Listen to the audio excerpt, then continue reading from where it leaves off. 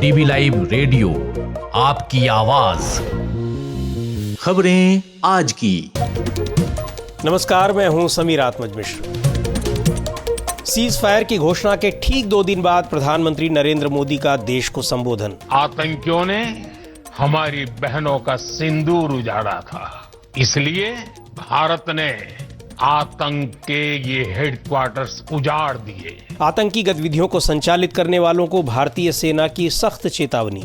विनय न माने जल्द ही जड़, भय 3 दिन बीत, बोले राम सकोप तब, भय बिन होए न प्रीत। तो समझदार के लिए इशारा ही काफी। ऑपरेशन सिंदूर के बाद अचानक हुए संघर्ष विराम पर विपक्ष ने उठाए सवाल, कहा संसद का सत्र बुलाया जाए। सेना ने बहुत बहादुरी से पाकिस्तान के होश ठिकाने कर दिए, इसमें कोई शक की बात नहीं। सरकार से सवाल हैं और वो सवाल तभी पूछे जा सकते हैं जब संसद का विशेष सत्र हो। विराट कोहली ने टेस्ट क्रिकेट से लिया संन्यास, सुनेंगे विशेष रिपोर्ट भी, लेकिन पहले हेडलाइंस।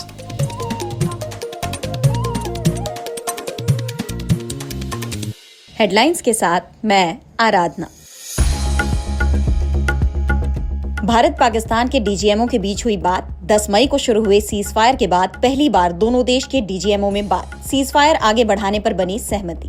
छत्तीसगढ़ के पूर्व मुख्यमंत्री भूपेश बघेल का मोदी सरकार से बड़ा सवाल, कहा अभी तक नहीं पकड़े गए पहलगाम के आतंकी। आप कैसे कह सकते हैं कि ऑपरेशन सिंदूर रहा कामयाब? इस चूक का जिम्मेदार कौन? धीरे धीरे सामान्य हो रहे हालात। श्रीनगर से हज के लिए 14 मई से शुरू होंगी फ्लाइट्स। 2 दिन में होंगी 3 schedule flights. Jammu Kashmir Haj committee के executive officer doctor Shujat Ahmad Qureshi ने दी जानकारी। भारत पाकिस्तान में तनाव के चलते रोकी गई थी हज के लिए उड़ान। पाकिस्तान की गोलीबारी पर जम्मू कश्मीर के मुख्यमंत्री का बड़ा बयान। उमर अब्दुल्ला बोले, पाकिस्तान ने केवल एक समुदाय को निशाना नहीं बनाया, बल्कि गुरुद्वारा, मंदिरों, मदरसों और दरगाहों के पास भी की भारी गोलीबारी। मनोनीत सीजेआई जस्टिस बीआर गवई ने की अहम टिप्पणी, कहा देश में संविधान ही सुप्रीम। लोकतंत्र के तीनों अंगों कार्यपालिका, न्यायपालिका और विधायिका को इसके दायरे में रहकर करना होगा काम। डीवी लाइव रेडियो पर आप सुन रहे हैं खबरें आज की। भारत और पाकिस्तान में तनावपूर्ण रिश्तों के बीच आज पहली बार प्रधानमंत्री नरेंद्र मोदी ने देश को संबोधित किया। प्रधानमंत्री का यह संबोधन सीज फायर की घोषणा के ठीक 2 दिन बाद हुआ है, जिसे लेकर सरकार से तमाम सवाल पूछे जा रहे हैं। प्रधानमंत्री ने पूरे घटनाक्रम के बारे में कुछ इस तरह बताया। हमने आतंकवादियों को मिट्टी में मिलाने के लिए भारत की सेनाओं को पूरी छूट दे दी और आज हर आतंकी, आतंक का हर संगठन जान चुका है कि हमारी बहनों बेटियों के माथे से सिंदूर हटाने का अंजाम क्या होता है। आतंकियों ने सपने में भी नहीं सोचा था कि भारत इतना बड़ा फैसला ले सकता है। आतंकियों ने हमारी बहनों का सिंदूर उजाड़ा था, इसलिए भारत ने आतंक के ये हेडक्वार्टर्स उजाड़ दिए। भारत के इन हमलों में 100 से अधिक खूंखार आतंकवादियों को मौत के घाट उतारा गया है। साथियों, भारत की इस कार्रवाई से पाकिस्तान घोर निराशा में गिर गया था, हताशा में गिर गया था, बौखला गया था। इससे पहले भारत और पाकिस्तान के बीच हुए संघर्ष और ऑपरेशन सिंदूर पर भारतीय सैन्य महानिदेशकों की आज दोपहर प्रेस ब्रीफिंग हुई, जिसमें बताया गया कि भारत के मजबूत एयर डिफेंस सिस्टम ने पाकिस्तान के कई ड्रोन और मिसाइल हमलों को नाकाम कर दिया। प्रेस ब्रीफिंग में यह भी बताया गया कि कुछ मिसाइलों के मलबों से पता चलता है कि ये चीन के बने हो सकते हैं। इस बीच सीज फायर की घोषणा और उसके लिए अमेरिका के राष्ट्रपति डोनाल्ड ट्रंप की मध्यस्थता को लेकर सरकार से लगातार सवाल पूछे जा रहे हैं। विपक्षी दलों ने इस मुद्दे पर सरकार से संसद का विशेष सत्र बुलाने की मांग की है। एक रिपोर्ट के साथ हैं अंशिता। भारत की तीनों सेनाओं के डायरेक्टर जनरल ऑपरेशंस ने सोमवार को ऑपरेशन सिंदूर के बारे में प्रेस ब्रीफिंग की। इस दौरान थल सेना के लेफ्टिनेंट जनरल राजीव घई ने कहा कि आतंकियों पर हमारे सटीक हमले नियंत्रण रेखा और अंतर्राष्ट्रीय सीमा को पार किए बिना किए गए थे, इसलिए हमें पूरा अंदेशा था कि पाकिस्तानी सेना का वार भी सीमा के उस पार से ही होगा। इसलिए हमने अपने एयर डिफेंस की पूरी तैयारी पहले से ही कर ली थी। एयर ऑपरेशंस के DG air marshal A K. Bharti ने कहा कि हमारी तरफ से एयर डिफेंस सिस्टम देश के लिए दीवार की तरह खड़ी थी और इसको भेदना दुश्मन के लिए नामुमकिन था। Air marshal A K. भारती ने इस दौरान चीन निर्मित मिसाइल PL-15 का भी जिक्र किया और कुछ तस्वीरें दिखाते हुए दावा किया कि ये हिस्से चीनी मिसाइल PL-15 के हो सकते हैं। उन्होंने कहा कि भारत पर पाकिस्तान के हमले में इस्तेमाल चीन की PL-15 मिसाइल अपने लक्ष्य से चूक गई थी। एयर मार्शल भारती ने पाकिस्तान में आतंकी ठिकानों के संचालकों और उनके पोषकों को कुछ इस तरह चेतावनी दी। चूंकि आपने शुरू किया श्री रामधारी सिंह दिनकर जी की कविता से, हमारे राष्ट्र कवि रहे हैं, और क्या संदेश दिया जा रहा है, तो मैं बस आपको रामचरितमानस की एक कुछ पंक्ति याद दिलाऊंगा, आप समझ जाएंगे। तो याद कीजिए वो पंक्ति जो है, विनय न माने जलधि जड़, भय 3 दिन बीत, बोले राम सकोप तब, भय बिन होए न प्रीत। तो समझदार के लिए इशारा ही काफी है। इस ब्रीफिंग में ये भी बताया गया कि देश के सभी सैन्य अड्डे, सभी सिस्टम पूरी तरह से ऑपरेशनल हैं और जरूरत पड़ने पर भविष्य में किसी भी मिशन को पूरा करने के लिए तैयार हैं। उधर सीज फायर की घोषणा और अमेरिका के राष्ट्रपति डोनाल्ड ट्रंप की मध्यस्थता को लेकर सरकार पर विपक्ष का हमला बढ़ता जा रहा है। विपक्षी दलों का कहना है कि इस पूरे मुद्दे पर सरकार प्रधानमंत्री के नेतृत्व में सर्वदलीय बैठक और संसद का विशेष सत्र बुलाए। कांग्रेस नेता पवन खेड़ा कहते हैं, सेना ने बहुत बहादुरी से पाकिस्तान के होश ठिकाने कर दिए, इसमें कोई शक की बात नहीं। सरकार से सवाल हैं और वो सवाल तभी पूछे जा सकते हैं जब संसद का विशेष सत्र हो। बहुत बढ़िया तरीके से एक एक बिंदु को जिस तरह से समझाया, मुझे लगता है ये पूरे विश्व को देखना चाहिए कि कैसी प्रोफेशनल आर्मी भारत की है, फोर्सेस हमारे कितने प्रोफेशनल हैं। सबने मुझे लगता है इस बात का आनंद भी लिया और सबको उस बहादुरी के जज्बे को भी सबने सलाम किया। दरअसल शनिवार यानी 10 मई को शाम 5 बजे विदेश सचिव ने सूचना दी कि इसी वक्त से सीज फायर लागू हो गया है, लेकिन उससे कुछ ही देर पहले अमेरिका के राष्ट्रपति डोनाल्ड ट्रंप ने सोशल मीडिया के जरिए ये सूचना दे दी थी और उन्होंने ये भी दावा किया था कि इसके लिए उन्होंने ही मध्यस्थता भी की है। शिवसेना सांसद संजय राउत कहते हैं, बीजेपी नकली चाणक्य, ऐसे नकली चाणक्य बहुत घूमते राजनीति। प्रेसिडेंट ट्रंप को यह अधिकार किसने दिया कि वो कश्मीर मामले में हस्तक्षेप करे? कश्मीर प्रेसिडेंट ट्रंप ने और उससे पहले मिस्टर नरेंद्र मोदी, अमित शाह जी, जो हमारा एक शिमला करार हुआ था, शिमला अकॉर्ड 1971 के बाद इंदिरा जी किया था, वो पढ़ लीजिए। उसमें दो राष्ट्र में ही चर्चा होगी, तीसरा राष्ट्र उसमें नहीं आएगा हस्तक्षेप करने को। यह हमारे शिमला एग्रीमेंट में एक महत्वपूर्ण एक सेक्शन है, वो पढ़ लीजिए। प्रेसिडेंट ट्रंप को सरपंच किसने बनाया, मुखिया किसने बनाया?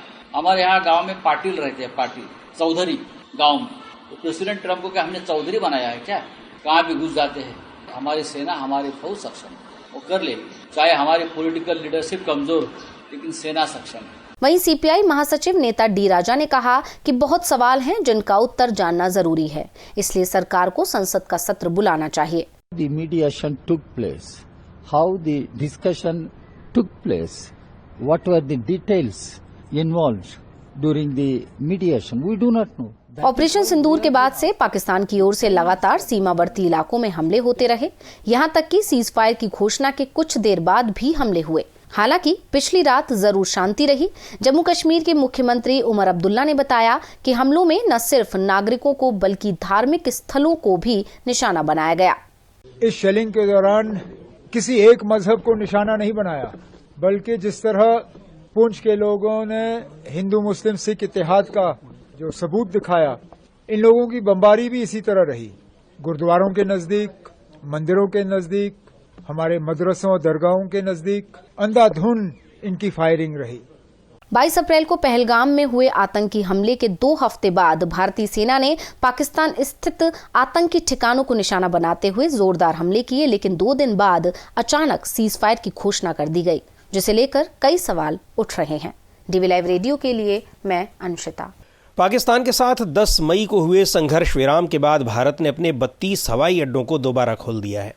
एयरपोर्ट अथॉरिटी ऑफ इंडिया ने श्रीनगर से लेकर गुजरात के भुज एयरपोर्ट तक कुल 32 हवाई अड्डों को तत्काल खोलने की जानकारी दी है।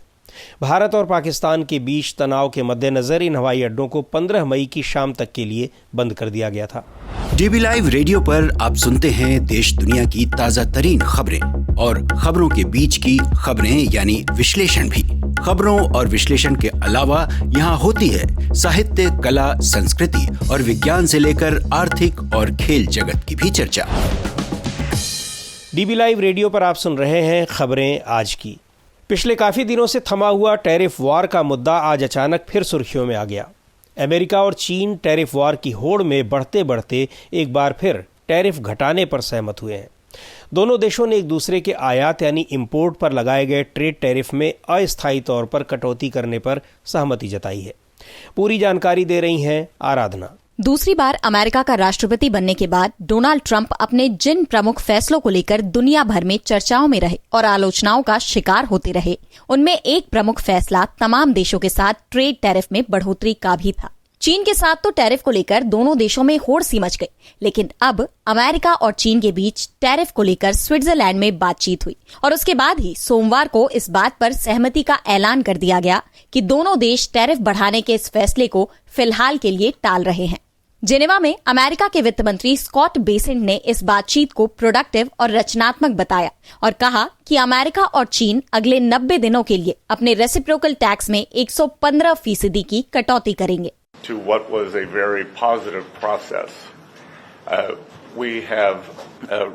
अमेरिका के राष्ट्रपति डोनाल्ड ट्रंप ने चीन से अमेरिका आने वाले सामानों पर भारी शुल्क लगाया था। उसके बाद से दोनों देशों के बीच ये पहली बैठक थी। ट्रंप ने चीन से आयात होने वाले सामान पर 145% का टैरिफ लगाया था, जबकि चीन ने जवाब में कुछ अमेरिकी उत्पादों पर 125% का शुल्क लगा दिया था। इन भारी शुल्कों से वित्तीय बाजारों में उथल-पुथल मच गई थी और वैश्विक मंदी की आशंका पैदा हो गई थी। हालांकि अब चीनी आयात पर अमेरिकी टैरिफ 90 दिनों के लिए घटाकर 30% कर दिया जाएगा, जबकि अमेरिकी आयात पर चीनी टैरिफ 10% कर दिया जाएगा। ये व्यवस्था 14 मई से लागू होगी और शुरुआत में 90 दिनों के लिए रहेगी। दोनों देशों के प्रतिनिधियों के बीच इस बारे में बातचीत के लिए स्विट्जरलैंड के जेनेवा में 2 दिन तक बैठक चली थी। चीन ने कहा है कि वो अमेरिकी सामान पर पहले लगाए गए 91% के अतिरिक्त टैक्स को भी हटा देगा। दोनों देशों के बीच हुई इस डील से उन उद्योगों को राहत मिलेगी जो टैरिफ की वजह से बहुत परेशान थे। व्हाइट हाउस की ओर से एक बयान जारी किया गया है जिसमें कहा गया है कि अमेरिका और चीन दोनों मानते हैं कि उनके बीच आर्थिक और व्यापारिक रिश्ते बहुत जरूरी हैं और दोनों देशों ने एक टिकाऊ, लंबे समय तक चलने वाली और फायदेमंद साझेदारी की जरूरत पर जोर दिया है। अमेरिका और चीन के बीच हुई इस डील से दुनिया भर के बाजारों में तेजी आ गई है। डीबी लाइव रेडियो के लिए मैं आराधना। तो अमेरिका और चीन के बीच फिलहाल थमा टैरिफ वॉर, रिपोर्ट सुना रही थी आराधना। और उधर अफगानिस्तान में तालिबान प्रशासन ने शतरंज यानी चेस खेलने पर पाबंदी लगा दी है। खबरों के मुताबिक एक खेल अधिकारी ने रविवार को बताया कि शतरंज पर पाबंदी इसलिए लगाई गई है क्योंकि उन्हें आशंका है कि यह जुए यानी गैम्बलिंग का एक स्रोत है जो सरकार के नैतिकता कानून के तहत अवैध है। खेल विभाग के प्रवक्ता अतल मशवानी ने न्यूज़ एजेंसी AFP से कहा कि शरिया यानी इस्लामिक कानून में शतरंज को एक तरह का जुआ माना जाता है। उन्होंने बताया कि शतरंज को लेकर धार्मिक मान्यताएं हैं। जब तक इन मान्यताओं पर विचार नहीं कर लिया जाता तब तक अफगानिस्तान में शतरंज का खेल प्रतिबंधित रहेगा। तालिबान ने 2021 में सत्ता पर कब्जा करने के बाद से लगातार ऐसे कानून और नियम लागू किए हैं जो इस्लामी कानून के समर्थन में उसके कठोर दृष्टिकोण को दर्शाते हैं। अफगानिस्तान में हाल के कुछ सालों में कई अन्य खेलों पर भी प्रतिबंध लगाए गए हैं। महिलाओं को तो देश में किसी भी खेल में भाग लेने से पूरी तरह प्रतिबंधित कर दिया गया है। आप सुन रहे हैं डीबी लाइव रेडियो, आपकी आवाज।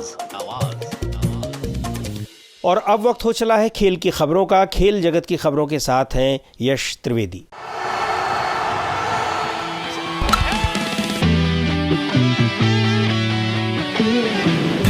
भारतीय क्रिकेट फैंस के बीच किंग के नाम से मशहूर दिग्गज बल्लेबाज विराट कोहली ने टेस्ट क्रिकेट से संन्यास का ऐलान कर दिया है। कोहली के इस ऐलान ने क्रिकेट जगत को हैरान कर दिया। इंस्टाग्राम पर एक भावुक पोस्ट में कोहली ने लिखा, टेस्ट क्रिकेट में बैगी ब्लू पहनने के 14 साल पूरे हो गए। इसने मुझे आकार दिया, सबक सिखाए और मेरी उम्मीद से कहीं ज्यादा दिया। यह आसान नहीं पर सही लगता है। #269 साइनिंग ऑफ। बता दें कि 269 टेस्ट क्रिकेट में कोहली का कैप नंबर था।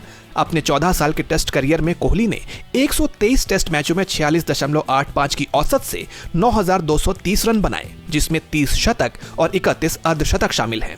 कोहली का यह फैसला रोहित शर्मा के टेस्ट संन्यास के 5 दिन बाद आया, जिसे भारतीय क्रिकेट में एक युग का अंत माना जा रहा है। बीसीसीआई ने कोहली को मनाने की काफी कोशिश की, यहां तक कि इंग्लैंड के खिलाफ आगामी टेस्ट सीरीज के लिए कप्तानी का प्रस्ताव भी दिया, लेकिन कोहली अपने फैसले पर अडिग रहे।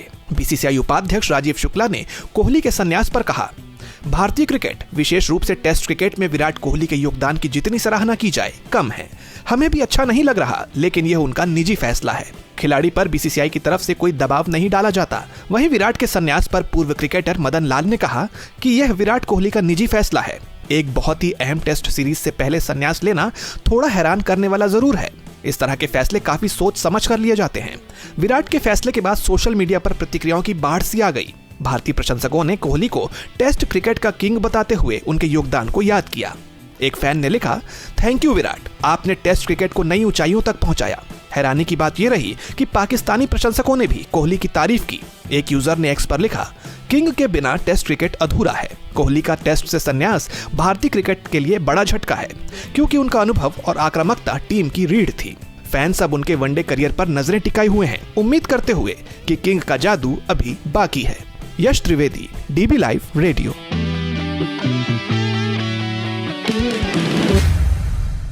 खेल की खबरें सुना रहे थे यश त्रिवेदी। और अब आज की खास रिपोर्ट।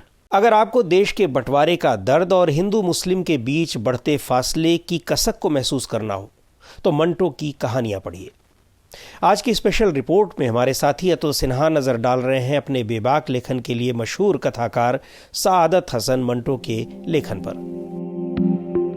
विभाजन की त्रासदी ने कितने ही संवेदनशील लेखकों के भीतर की भावनाओं को शब्दों में ढाला।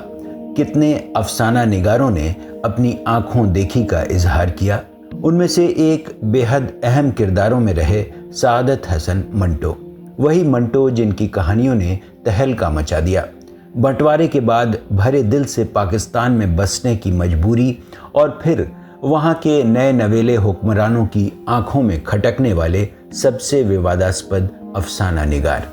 सादत हसन मंटो अविभाजित भारत के लुधियाना में 11 मई 1912 को पैदा हुए। बंटवारे के बाद वह बेशक पाकिस्तान चले तो गए, लेकिन उनका दिल भारत में ही रह गया।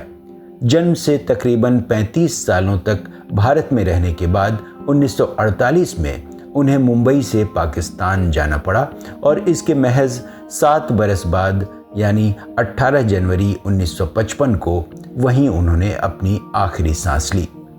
मंटो अपनी कहानी टोबा टेक सिंह में लिखते हैं, उधर खारदार तारों के पीछे हिंदुस्तान था, इधर वैसे ही तारों के पीछे पाकिस्तान।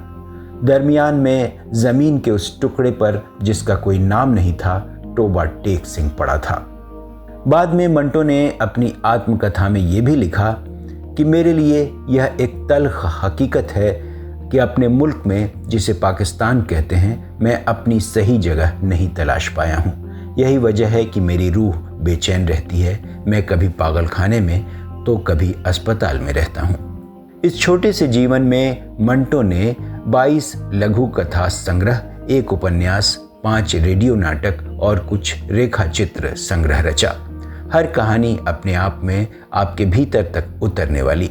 इस सफ़र में उन्होंने मुकदमे भी झेले और मुफलिसी भी, लेकिन तमाम दुश्वारियों के बावजूद मंटो ही बने रहे।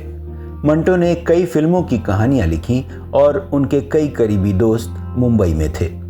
शहर छोड़ते वक्त उनका दिल दुखा, वो बेचैन रहे और इस पर उन्होंने लिखा, मुझे मुंबई छोड़ने का भारी दुख है, मैं एक चलता फिरता मुंबई हूँ। इतने बड़े लेखक होकर भी मंटो पर बदनामी का ठप्पा लगा। उन्हें अश्लीलता फैलाने वाला कहा गया। उनकी 5 कहानियों पर मुकदमे हुए, ठंडा गोश्त, बू, खोल दो, काली सलवार और धुआं।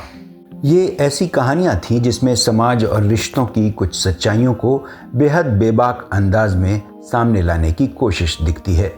4 मुकदमे बंटवारे से पहले तो 1 मुकदमा पाकिस्तान बनने के बाद हुआ, लेकिन किसी मुकदमे में मंटो को सज़ा नहीं हुई। अदालत ने लेखक की अभिव्यक्ति की आज़ादी का हवाला दिया, जबकि पाकिस्तान में चले एक मुकदमे में महज कुछ रुपए जुर्माना लगाया गया। मंटो इस बारे में लिखते हैं, मुझ में जो बुराइयां हैं वो दरअसल इस युग की बुराइयां हैं। मेरे लिखने में जो कमी बताई जाती है वो मेरी नहीं, मौजूदा व्यवस्था की कमी है। मैं हंगामा पसंद नहीं हूँ, समाज और संस्कृति की चोली क्या उतारूंगा जो है ही नंगी। उनकी तमाम कहानियों पर भारत और पाकिस्तान में फिल्में बन चुकी हैं और अब तो मंटो की ज़िंदगी पर भी फिल्म आप देख सकते हैं। दरअसल मंटो पर लाख आरोप लगे, लेकिन उन्होंने अपनी छोटी सी ज़िंदगी में जो कुछ लिखा वह साहित्य की एक अनमोल पूंजी है और बेबाक लेखन की एक मिसाल। इसीलिए वो आज भी बार बार याद किए जाते हैं, फिल्मकारों और रंगकर्मियों के बीच, साहित्य प्रेमियों के बीच और आम पाठकों से लेकर नई पीढ़ी के बीच। डीबी लाइव रेडियो के लिए मैं अतुल सिन्हा। कैसी लगी आपको ये रिपोर्ट, हमें ज़रूर बताइएगा। इस कार्यक्रम को अब यहीं समाप्त करते हैं। बने रहिए डीबी लाइव रेडियो के साथ। हर रोज़ सुनिए दिन भर की खबरों और विश्लेषण का हमारा ये प्रोग्राम खबरें आज की। अब दीजिए इजाज़त, नमस्कार।